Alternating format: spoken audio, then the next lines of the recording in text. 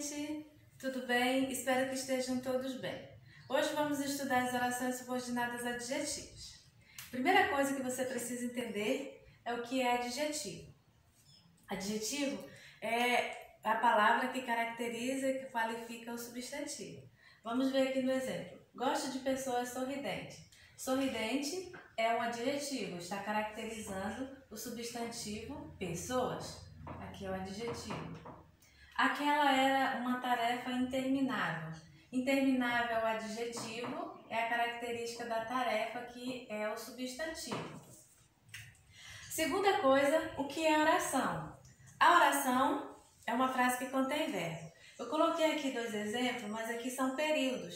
Aqui esse período nós chamamos de período composto, porque possui mais de uma oração. Período simples só possui uma oração. A primeira oração, gosto de pessoas. Aqui eu tenho o verbo gostar. Essa primeira oração aqui chamamos de oração principal. Segunda oração, que sorri.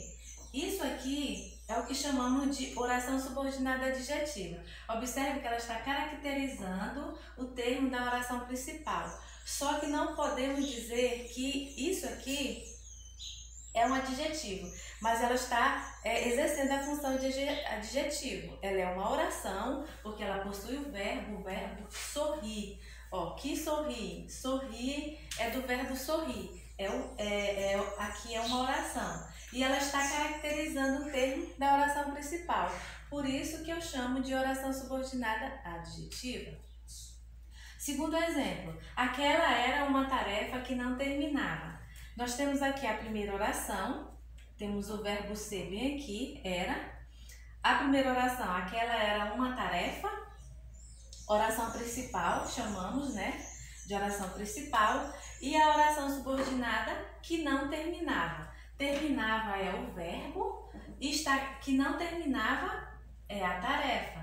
Então, essa oração está caracterizando um termo da oração principal. Por isso que chamamos de oração subordinada adjetiva.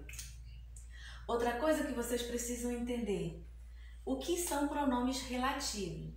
O pronome relativo foi o assunto da aula anterior. Aí, o que são pronomes relativos?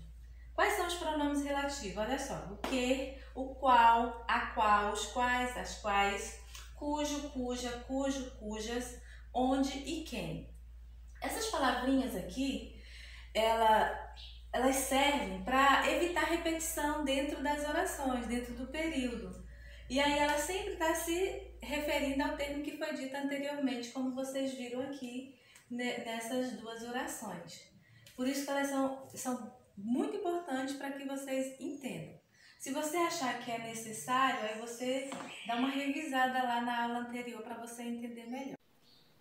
As orações subordinadas adjetivas, elas possuem apenas duas classificações, que são restritiva e explicativa.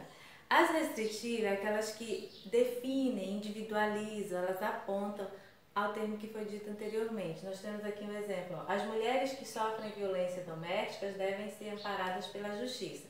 O que está dizendo aqui, olha? Aqui é a oração subordinada adjetiva e ela está restringindo, dizendo que apenas algumas mulheres que sofrem com a violência doméstica devem ser amparadas pela justiça. Na explicativa, nós temos a mesma frase. As mulheres que sofrem violência doméstica devem ser amparadas pela justiça. O que nós temos aqui, que sofrem violência doméstica, a oração subordinada adjetiva, e ela está explicando que todas as mulheres que sofrem com violência doméstica, elas devem ser amparadas pela justiça. Observe que o uso da vírgula é obrigatório. O que a mesma coisa, a diferença é o sentido da oração e na explicativa o uso da vírgula é obrigatório. Outra coisa, aí você pergunta, professora, eu posso levar em consideração de que explicativa tem vírgula e restritiva não tem vírgula? Pode sim, você pode estar levando em consideração isso. Mas muito cuidado, porque na prova de vocês, se não estiver pedindo a classificação, aí pede para você definir o sentido da oração. E aí você tem que explicar o sentido dela e você precisa entender o que é restritivo e o que é explicativo. Então, precisa ficar atento em relação a isso, ok? Obrigada, tchau, tchau e até a próxima aula.